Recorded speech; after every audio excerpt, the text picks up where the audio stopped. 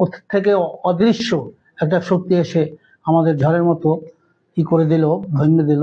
এখানে সবাই চায় যে ঐক্যটা বা সমঝোতাটা থাক, এটা সবাই চায়, আমরাও চাই। এটাও হতে পারে যে একেবারে নির্বাচনের 5-10 দিন আগে বা 4-5 দিন আগেও এটাও হতে পারে সমঝোতা হইয়া ওই সিটের ক্যান্ডিডেট এর জন্য বসে গেল।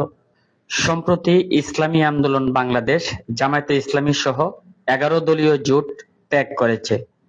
এই সিদ্ধান্তের পেছনের মূল কারণগুলো কি? ধন্যবাদ আপনাকে সময় উপযোগী প্রশ্ন করার জন্য। আসলে এটা তো আমাদের ইসলামী আন্দোলনের পক্ষ থেকে আমাদের আমির ঘোষণা করছিল 1 বক্স ফর ইলেকশন, এক বাক্স নিয়ে আমরা সমঝোতার মাধ্যমে, আসন সমঝোতার মাধ্যমে আমরা নির্বাচনে যাব। কিন্তু এখানে মাঝখানে কিছু আমাদের এই শরিক দল, বিশেষ করে জামাতের সাথে আমাদের একটা মনোমালিন্য বা বিভিন্ন ধরনের একটা আপনার হিসাব নিকাশ বা রাজনৈতিক যে সৌজন্য, সৌহার্দ্য, এই সমস্ত ব্যাপারগুলো কিছু নিয়ে একটু আমাদের ভিতরে ভুল বোঝাবুঝি হয়েছে। তা আমরা চাই এই জিনিসটা কেটে যাক, বৃহত্তম দেশের জন্য, স্বাধীনতার জন্য, ইসলামের জন্য, মানবতার জন্য আমরা এটা চাই।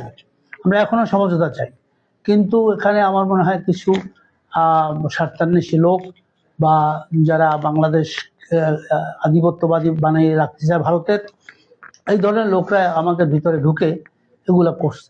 যাই হোক, এখন যেটা আমরা কারো বদনাম করব না, কারো কুৎসা করব না। আমি মনে করি এখানে আমাদেরও দোষ আছে।